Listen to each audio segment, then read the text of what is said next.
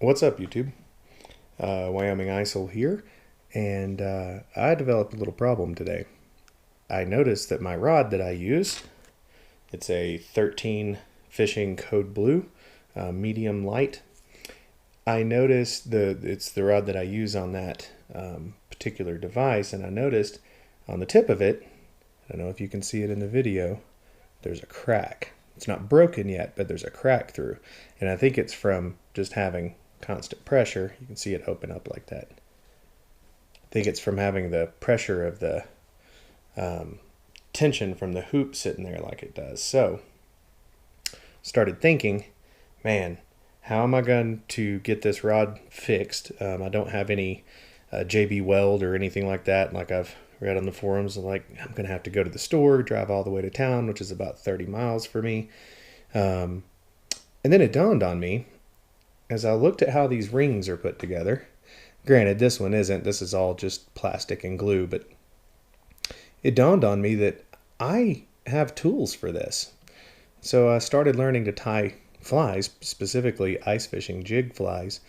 I've got a tie flying kit. It's got a vise that'll hold this thing still.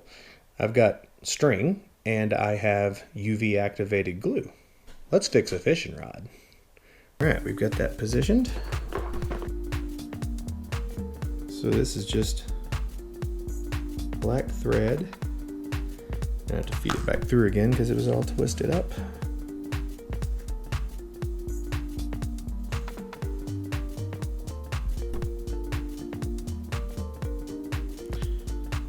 Fat fingers and little thread don't necessarily go together very well. Alright, we got it. Yep, as you can see, fat fingers and little thread.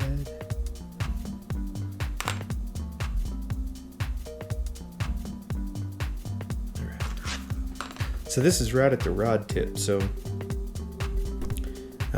fortunately, this is my jaw jacker rod. I don't know if I would try to fix it like this if this was one of my main jigging rods. But since it's the jaw jacker rod, a little bit of extra strength at the tip. Not particularly going to hurt anything, I don't think. So yeah, well, let's hit this thing. I'm going to go back a good little ways. Kind of go to the tip. Oops.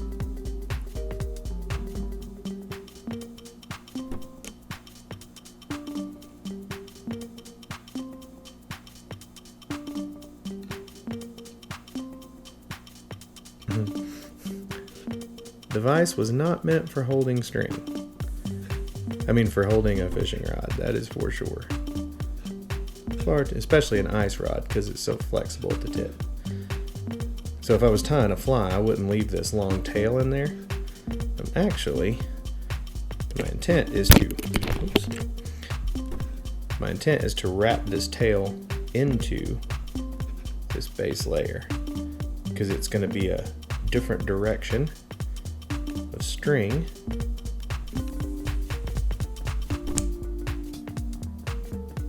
Make it a little stronger, because again, this is my set line rod. This is a funky angle. This is my set line rod, so a little bit of more strength at the tip is just going to help it when it's on the HT Auto Setter, the Striker Pro. Hopefully I'm not moving this thing out of the camera view. So right here, I've got one bed layer down, like you would do if you were tying a fly that's going to have, something attached to it. So normally, I would, this is where I'd put on all my feathers and stuff like that, but I'm going to go ahead and use glue here. So I'm using the UV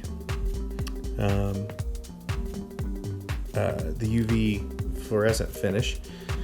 So I'm going to go ahead and put a layer down, because I think I'm going to do this 2, maybe 3 times total.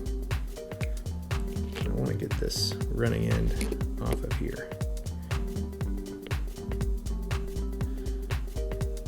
So I'm just going to give this a loving little coating.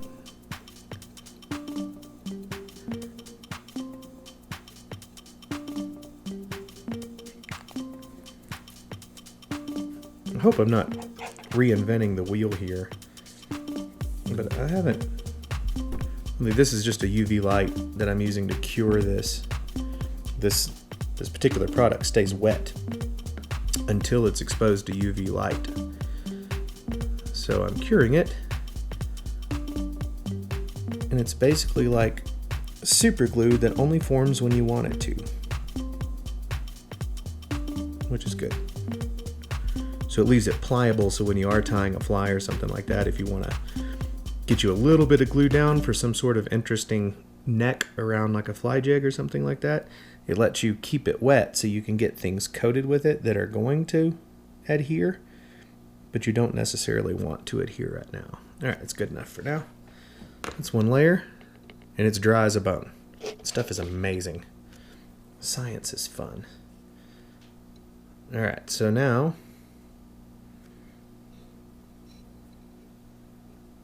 I'm doing round 2. I'm just gonna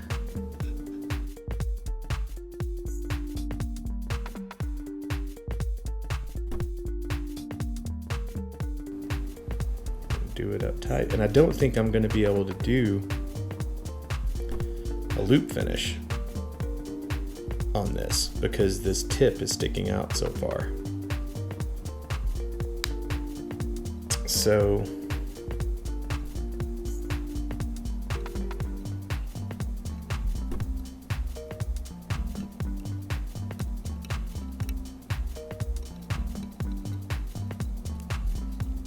I'm just going to do a modified here. This is basically going to make a couple of overhand knots, theoretically, if I can clean it up. Don't want you to set there. Here we go. Strictly for the purpose of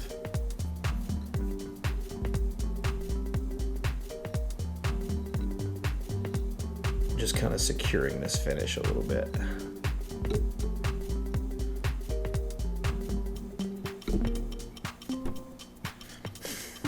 This pole, it's so flexible, it makes tying this, or getting a knot to go where I want it to go, really, really hard. Never done this before, folks. We are learning together.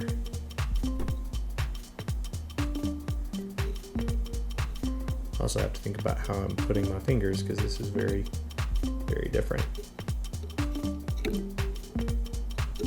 Okay, that's 3. And then the glue will finish it off. Sorry about the sound in the microphone there. All right, another coat of glue. This will also make my rod tip glow under black light, which is, I don't know if that serves a functional purpose, but it'll be interesting nonetheless. I want to make sure I get all this soaked in as good as I can into this thread, especially around the head here where my little impromptu less than adequate knots are.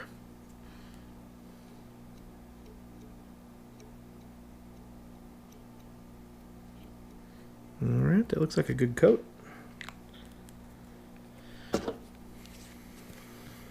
Dry him up.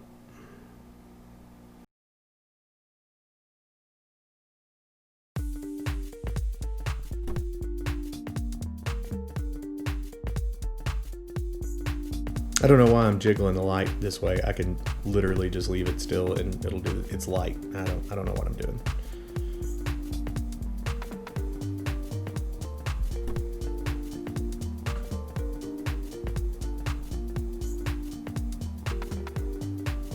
It only takes 15 seconds. Because I laid it on so thick and it's 2 layers, I am just giving a little extra security blast with the UV light. I want it to be completely dried and cured.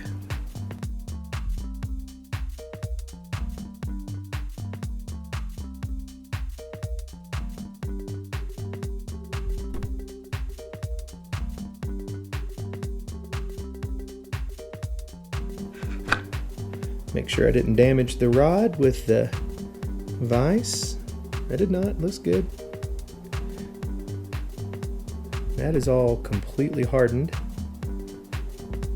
It's all sealed now and hardened. I mean, it's not pretty. It's still plenty doggone flexible though. See that?